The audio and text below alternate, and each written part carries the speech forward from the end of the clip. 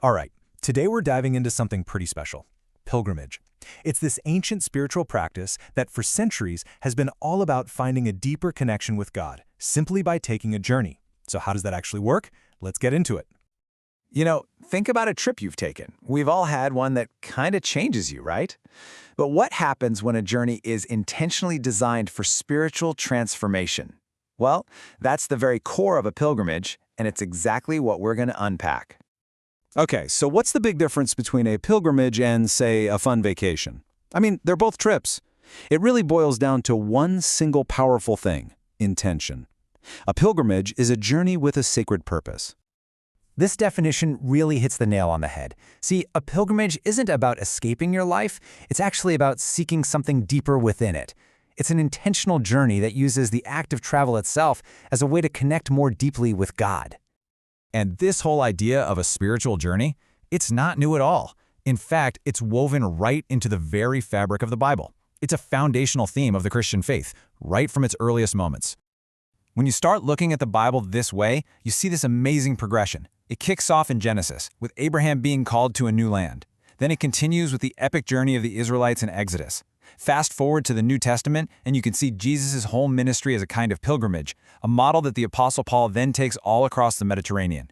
It's this continuous thread, faith expressed through movement. This simple phrase from Genesis just captures the essence of it all. Think about it. It's an act of profound trust and obedience, stepping out into the total unknown, guided only by faith. This really becomes the spiritual blueprint for every pilgrimage that follows.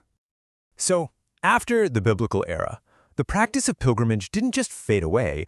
Oh no, it exploded. It evolved and flourished, becoming an absolute cornerstone of Christian tradition for centuries and centuries to come.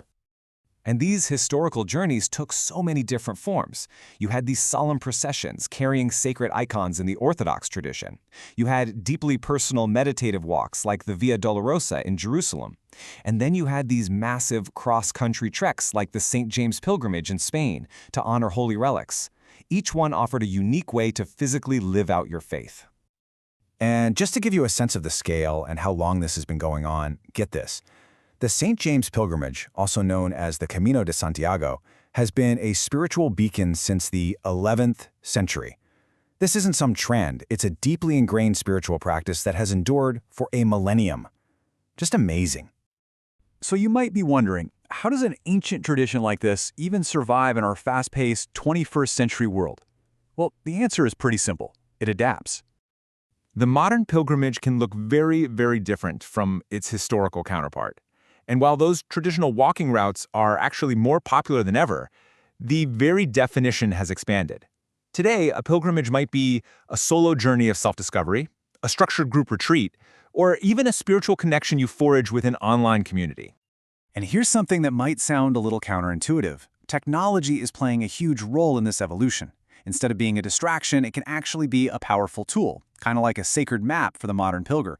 And it really makes sense when you think about it. You can virtually explore the holy sites in Jerusalem from your own living room. You can use an app for guided meditation on your commute. You can get daily prayer prompts that help recenter your day.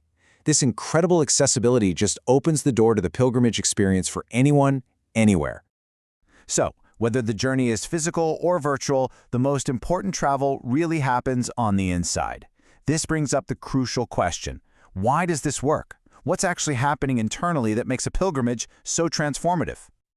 It really seems to boil down to three key things.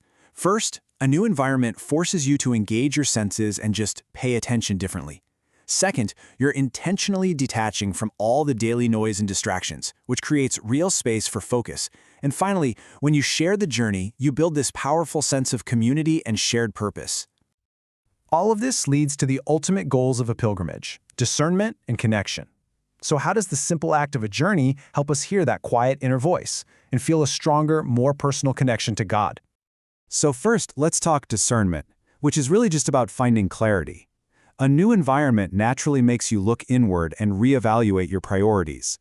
The journey also creates a kind of spiritual vulnerability. You have to be open and receptive, which allows for greater honesty with yourself and with God. And second, connection. By its very nature, a pilgrimage is just filled with moments for quiet prayer and meditation. As you experience new things, a stunning landscape, an ancient church, it often inspires this profound sense of awe and gratitude, and both of those are direct pathways to feeling closer to God. So ultimately, that's the transformative potential of a pilgrimage. In any form, it's really an open invitation, a chance to step outside the ordinary to intentionally cultivate these three things: deeper devotion, clearer spiritual discernment, and a stronger, more personal connection with God. And that leaves us with one final question. And this one is for you. A pilgrimage doesn't have to be a trip across the world. It could be a quiet walk in a new park, a visit to a local shrine, or even a dedicated digital retreat. The journey is waiting. What will yours be?